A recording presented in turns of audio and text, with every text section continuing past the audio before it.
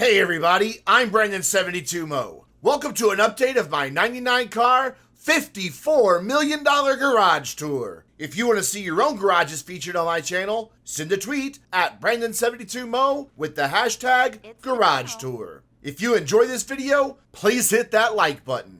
I have once again reorganized my garages, getting rid of some cars and acquiring new ones. Today, we're going to take a quick look at the 13 vehicles I sold off, and then the 13 vehicles that have replaced them that are worth roughly $12.3 million. These new vehicles bring my GTA Online car collection to a value of $54 million. With this many vehicles to cover, this garage tour will be a bit longer than usual. As a bonus, I'll be including snapshots from all 10 of my garages at the very end of this video. Now, let's get to the cars. Up first are the 13 vehicles that I got rid of, listed in the order that they have appeared in my previous garage tour videos. Gone are the rare NPC Modified Silver Tornado Convertible, Ultra Blue Dominator, the BF Surfer, and the Yellow Rat Loader from part 1 of this series. From part 3, the Bravado Bison is gone. From part 4, I've said goodbye to the Serrano SUV.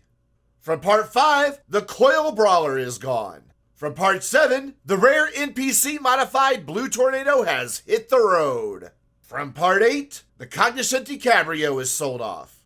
The Declassi Mamba from part 8 is gone as well. From part 9, the Vapid Bullet was sold off to make way for the new Pegassi Reaper.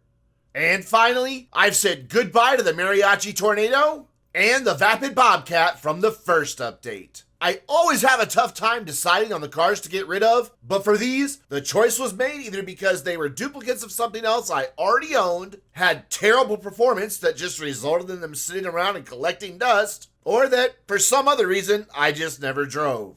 Now let's look at the vehicles that have replaced them. Up first is the Western Sovereign. This hulking hunk of two-wheeled American steel is decked out in red, white, and blue, and ready for you to show your patriotism. I mean, all it needs is a gun rack and a beer can holder to complete the package. Of course, your journeys will be solo, as this bike only seats one. But who needs a compadre when you're out exercising your right to hit the open road? You're American. Fuck yeah. The second new car is the Ubermacht Sentinel. After getting rid of a lot of other cars and rearranging my garages, the European import garage on my second character had a lot of empty spaces. Even though Ubermacht doesn't have a lot of cars in GTA Online, I've always wanted to fill out my collection. Since I already have the rare NPC Modified Blue Sentinel, it seemed fitting to pick up the regular Sentinel drop top. This car doesn't feature the same sporty visual upgrades as its fixed roof counterpart, so I went with a design that is more focused on luxury. And while this is a sports car, it's not going to win any races, but that's okay. This car is made to soak up the sunshine while you cruise along. The Ubermacht Oracle is next up in this second update to my $54 million garage tour. Like the Sentinel we just looked at, the Oracle is a car that I snagged off the street to round out my Ubermacht collection. Seen here in a classy champagne color, the Oracle is a great ride for you and 3 of your friends. And just like the Sentinel before it, it's not gonna win any races. It doesn't do well on a racetrack, and its top speed is only average, but that is okay. With the arrival of the Cunning Stunts DLC, I'm not really sure how long this car is gonna stay with me. Up next is the Bravado Rumbo Custom van. Of all the cars that arrived with the Further Adventures in Finance and Felony DLC for GTA Online, the Rumbo Custom is tied for my favorite. This thing is an absolute off-roading beast. I'm sure that I'll be testing it soon in my Will It Off-Road series, and I have no doubt that this van will scale Mount Gilead with ease. Its performance doesn't stop when the dirt runs out though, because it's also the second fastest van around a proper race circuit, coming in less than 0.3 of a second behind the Gang Burrito. I've given my Rumbo Custom a military themed paint job and put my crew emblem on it because everyone knows that the Vainglorious is the true private army you don't ever want to tangle with.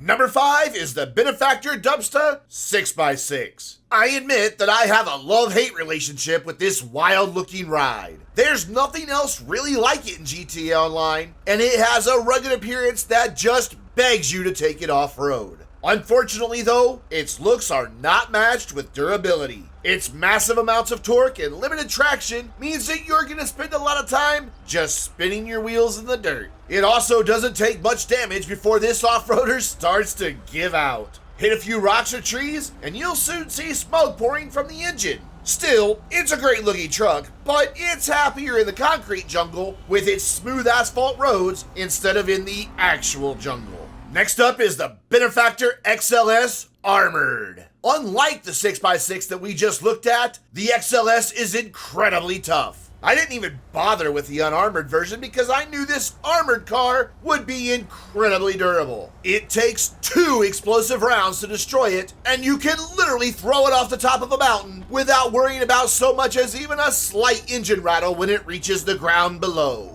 Not only is it tough, but it's also a great looking SUV. Those great looks are backed up by some rather impressive performance as well, as it is the quickest SUV around a proper racing circuit. If you're looking for a capable SUV that can perform off-road and on the streets, while keeping you protected from GTA Online trolls, pick up an XLS Armored today. Our next vehicle is the Grotty Bestia GTS. This is the car that is tied for my favorite from the Further Adventures in Finance and Felony DLC, and there's no secret why. It's based on the real-world equivalent of one of my favorite Ferraris, the FF. And like its real-world counterpart, the Bestia GTS is a unique-looking all-wheel drive sports car that simply brings a smile to your face every time you drive it. From those great looks to that amazing grotty exhaust note, this car is a joy to drive. Granted, it's not going to win any races, but it was never meant to be a race car. It's meant to be a grand tourer, and it accomplishes that goal in top style. Before we move on to the next vehicles in this update video, I want to remind you that you can have your own garages featured on my channel by sending a tweet at Brandon72Mo and including the hashtag GarageTour. I'm an absolute gearhead, so I love looking at and talking about cars. If you enjoy cars as much as I do, I'd love to feature your garages. Also, keep an eye out for an upcoming video in this series featuring all of the new cars that I get from the Cunning Stunts DLC. If you want to see all of those vehicles, keep those likes coming. Number 8 is the Dubachi 770. You're probably starting to notice a finance and felony theme here. In fact, the rest of the cars featured in this Garage Tour update are all from that same DLC. The 770 was the final car to arrive and, in my opinion, Rockstar saved the best for last. Dubachi makes some great looking cars, but the 770 is an absolute masterpiece. There is nothing that I do not completely love about this car. While it's not the quickest around the track, it is the second fastest sports car in terms of top speed. Overall, it is an incredibly well-balanced car. It has good traction, braking, and acceleration, which all add up to making it a blast to drive. And those looks, oh my god, those looks are to die for. Dubachi 770, where have you been all of my life?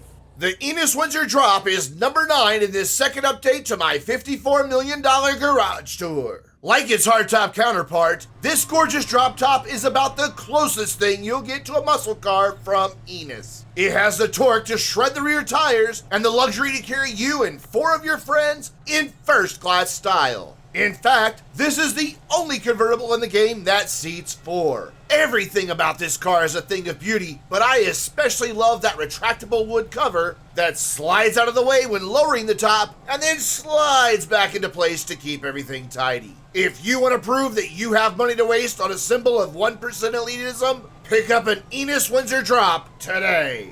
Number 10 is the Pfister 811. Let's get all of the good things out of the way first. This is, hands down, one of the best looking cars to come to GTA Online in a long, long time. Though it's lacking in customization options, you can still create a really unique looking car if you choose the right paint and wheels. My 811 is inspired by the one-off Porsche 918 that was created for the CEO of Porsche when the 918 was released. This thing also has the highest top speed of any land vehicle in all of GTA Online. Now, let's move on to the bad things about the Pfister 811.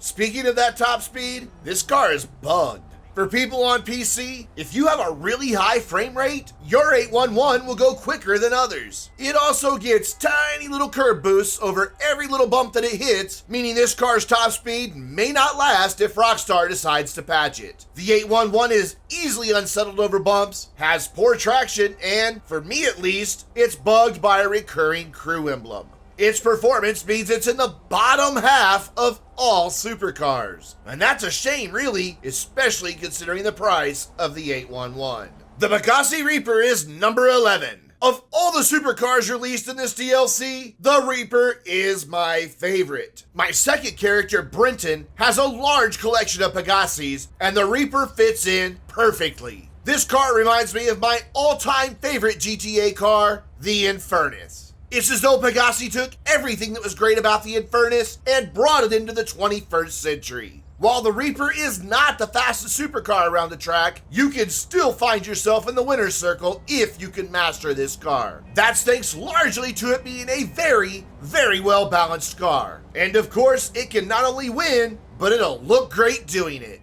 Number 12 is the Vapid FMJ, and frankly, this is probably the car I like least from this DLC. Now that's not to say that I dislike it, but if I have to rank the cars from Further Adventures in Finance and Felony, the FMJ is dead last. Sure, it places really high in top speed for supercars, it's very competitive around the track, and its 4GT inspired looks are amazing. But there's just something I can't quite put my finger on that makes this one just sit around in my garage quite a bit of the time. I just don't seem to have as much fun driving this car as I do all of my other supercars. Because of that, I'm not really sure how long I'll keep my FMJ. That's a shame too, because I have quite a bit of money invested in this car. And finally, number 13 is the Grotty X80 Proto Supercar. This is the car that nearly everyone was most anticipating, largely due to its insane futuristic appearance. It exists in rarefied air too, with its $2.7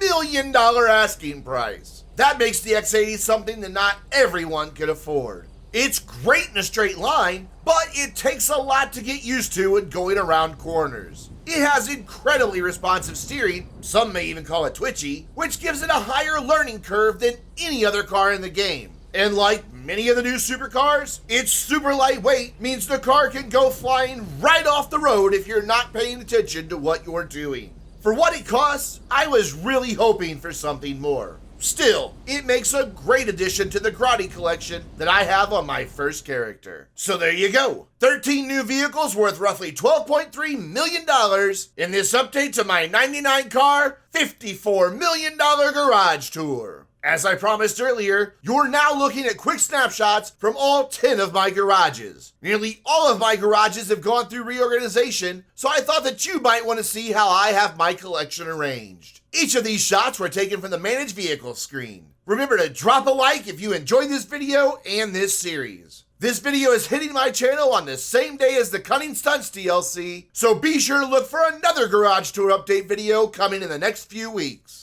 Don't forget that you can have your garage featured in a video on my channel by simply sending a tweet at Brandon72Mo and including the hashtag GarageTour. You can also check out all of the videos in my Garage Tour playlist. Be sure to subscribe if you haven't already, and don't forget to follow me on social media. Brandon72Mo on both Twitter and Facebook. And come hang out with me at the Vainglorious community at btyb.freeforums.net. I'm Brandon72Mo, and I'll see you in the next video.